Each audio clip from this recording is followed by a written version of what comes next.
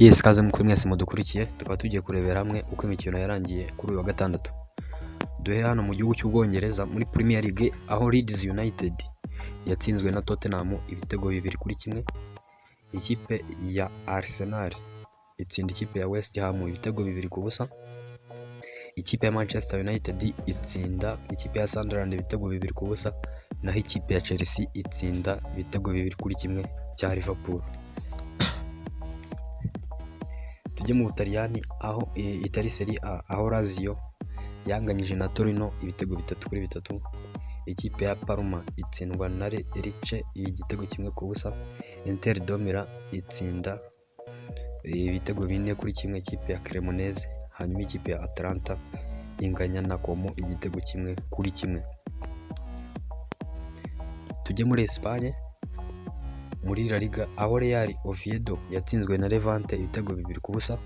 Girona itsinda Valence ibitego 2-1. Atletico Bilbao itsinda Mallorca ibitego 2-1, naho ikipe ya Real Madrid itsinda ikipe ya Villarreal ibitego 3-1.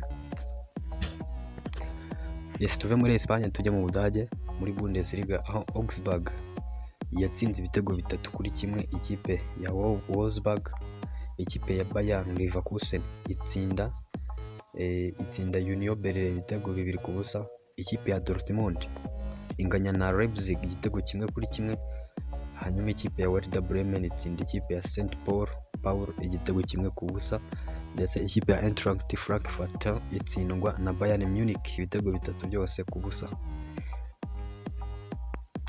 Tujye mu Bufaransa muri French mu Ligue E aho ikipe ya Metz yatsinzwe na Marseille ibitego 3-0. Brest inganya na Nantes ubusa ku busa. Auxerre itsindwa na Rennes ibitego 2-1.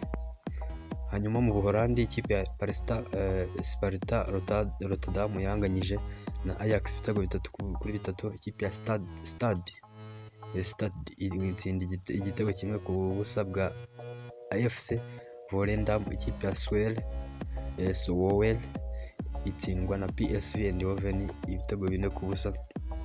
Ikipe ya Herenveen itsinda ikipe ya Excelsior ibitego 2-1.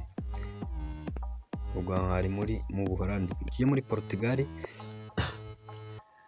aho ikipe ya Gil Vicente yatsinze ikipe ya Estrela ibitego 2-0.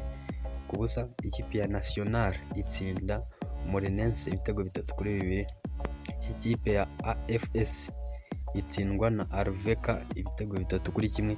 Ikipe ya Vitória Guimarães itsinda ibitego 2-1 ikipe ya Santa Clara. Tujye mu Bubiligi aho ikipe ya KV Mechelen yaje gutsindwa n'ikipe ya Saint Truiden ibitego 3-1. Ikipe ya La Couvrière inganya na Waregem ubusa ku busa. Ikipe ya Antwerp inganya na Cercle Brugge KSV igitego 1-1. Hanyuma muri Australia Vienna yatsinzwe na BW Linz igitego 1-0. Ikipe ya Glazer Ek itsindwa n'ikipe ya Wolfsburg AS ibitego 3-1. Ikipe ya Ried itsinda ikipe ya Tirol ibitego 2-0. Hanyuma tujye muri Scotland Premiership. Ikipe ya Dundee United yaje kuba inganya n'ikipe ya Livingston igitego 1-1. Ikipe ya Kilmarnock iza gutsinda ibitego 2-0 ikipe ya St Mirren. Ikipe ya Hearts itsinda igitego 1-0 ikipe ya Hibernian. Tujye muri Norway cyangwa se Norvège aho ikipe ya Vålerenga yaje kuba itsinda igitego 1-0 ikipe ya Tromsø.